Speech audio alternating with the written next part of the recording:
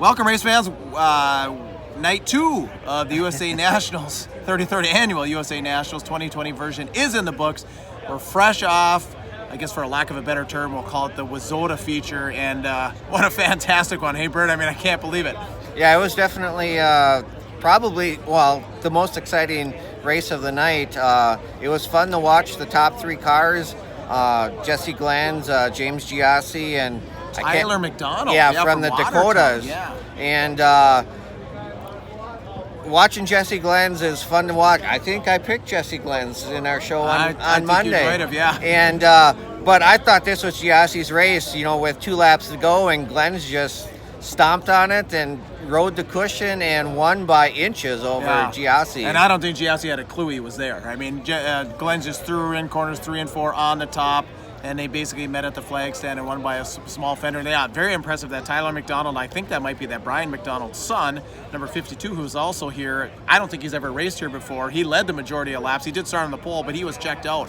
But a fantastic race. And I've talked about this before, where it's not just about the World of Outlaws and the National Cars and the Travelers. The 2 nights of the Wazota program are excellent here. So yeah, I mean, the local late models always put on a great show here. So, you come to watch the Outlaws, but you're pleased by what you see with the local drivers. Absolutely. All right, so one of the heats, there was some action. Gordy Gundaker and Tyler Erb. Tyler Erb helped lift Gordy Gundaker onto the roof. At least that's what I saw. What do you think, Bert? Well, Erb definitely got into him, and after last night with him and Gustin, and tonight with him and Gundaker, I hope Erb brought enough friends with him, because he's not going to gain any this weekend. That's for sure. He has been very aggressive, ladies and gentlemen, in his driving. But he finished right up there in the points after the heats. I don't exactly have the rundown, but I'd say he's a top 5 guy. So Tyler Erb is definitely one to keep an eye on. I think he's starting 7th, I believe. Okay. In the feature.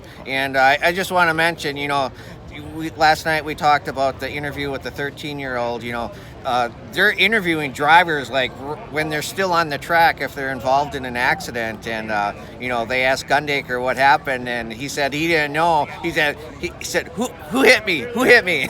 yeah. Ruben's the announcer with World Racing Group. He's the guy. If any of you are watching the Summer Nationals, he's here, and Ruben would not. He said, "Well, I didn't see it." Of course, everybody saw it, and actually Gordon hit the wall upside down on the roof, but he walked away, and then he walked all the way for it happened in quarters 3 and 4. He worked all the way behind me to the pits, just about into the pits, jumped over the wall because an official over there, as he was going into the pits, told him that it was Tyler Erb. Started walking towards Tyler Erb. The grandstands went nuts. They had some words, and then that was kind of it. But yeah, I agree. Tyler Erb is he's fast and he's exciting, but he is not making any friends this weekend. All right, then another incident that happened, second heat.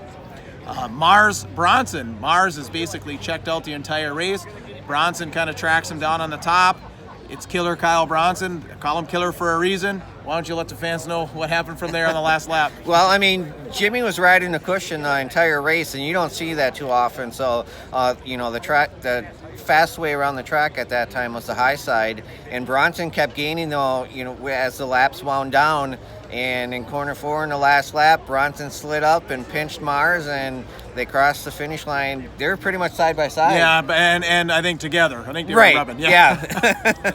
So yeah, and then after the race was over on the cool down lap, Jimmy straightened out some sheet metal on Bronson's car, expressing his displeasure with what happened. Yeah, pleasantries were exchanged, and then Bronson gets on the mic because, like I said, they're interviewing me. As soon as you're done, you shoot into the infield, and Ruben is there, and he says, and Bronson, something like this, quote, "This is for all you locals and all you Jimmy Mars fans. That was for you. Come down. I got T-shirts for sale." So not apologizing one bit, Killer Kyle Bronson. I want to talk a little bit about, let's go back, let's stay on the racing here. So there was a blanket finish in one of the second heats. Hammer down Jason Round, scrub Rick Eckert, and the young Sorensen, which was pretty incredible. Sorensen actually ended up sideways after the checkers going into corner 1. That was a pretty incredible race. Yeah, I mean, they almost crossed the finish line 3 wide. It was a good run by local driver Sorensen. He led a good portion of that race, actually. Right. Yeah, if it wasn't for a late race caution, I think he might have pulled it off. But yeah, that was a really good race also. Yeah, and Round was fast enough, so ended up Round, scrub, Sorensen. And then also on the I guess the last one on the finishes here, Mr. Smooth with the big dash win. Yep. He pulled the pole. I didn't know if he could stay up there, because he's retired like 5 times already from dirt late model racing. But whenever you come here to Cedar Lake for the USA Nationals, he's always here, and he's putting together a good weekend. I mean, it would be a Cinderella story if he could pull out a victory tomorrow night. Yeah, very popular when going for his sixth title at the USA Nationals. So a little bit on track prep. I said last night, I think they kind of watered a little too much. Again tonight, I think they a little watered too much. Now we're telling you about some great finishes. We're telling you about a great finish that just left the track. But the racing surface just isn't getting wide like I normally expect at Cedar Lake. And like I said after the Masters, there just really isn't a cushion. You can run up top, but there's just not that bump up there like I've seen in other years. Well, I think the best track conditions were during the second round of heat races. That the top side came around and you had drivers racing up on the cushion, somewhere down low, and I think that was the best racing of the night was in the second round of the heat races. And the Mars Bronson incident was in the second set of heats. The Sorensen scrub, hammer down Jason Round was in the second set. So, all right, so I guess that leaves us with just some predictions for tomorrow. Now that you've seen the cars run quite a few laps, Bert, what do you think? Well, on this week's podcast, I picked Brandon Shepard, but he is looking very human after last night and tonight. So if I get to repick, and actually after last night, I would have picked Overton. It would have been hard to pick him, but he proved to be human also in traffic. When he starts out front, he's very fast, but he didn't pass a lot of cars when he started in traffic.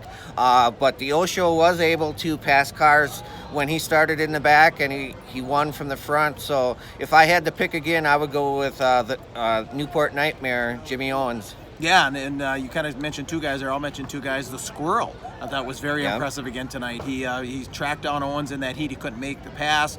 And then I think he started dead last in his second heat and got like third. So he was pretty impressive. And then, like I said, the aforementioned Tyler Erb, I mean, the guy is fast. I mean, he's been extremely aggressive. And I guess we kind of expect that from Tyler Erb. And like I said, like a guy like Killer Kyle Bronson. If I remember right, Erb started on the front row last year for this race, and he hit the wall on the first lap. I think he got a little too excited. So for those of you in the dirt drafts, I mean, these are kind of the guys that I don't exactly know how dirt drafts is, but if you have time to pick your bets tomorrow, like I said, Osho, Big Sexy Overton, Squirrel, and Tyler Erb have looked extremely strong this weekend. So. Well, it's getting late. We want to get into the pits. Anything else? Nope, that's it. I'm just looking forward to a great night of racing tomorrow night. All right. So, be watching tomorrow. We'll probably do a little clip. Me and Bert might see each other during the day. We might think of some stuff overnight. We might come back on here. So check out the One to Go Show on TikTok. Check out the One to Go Show on Facebook. Check out the One to Go Show on YouTube to catch these updates from the 33rd Annual USA Nationals. Good night, everyone. Good night.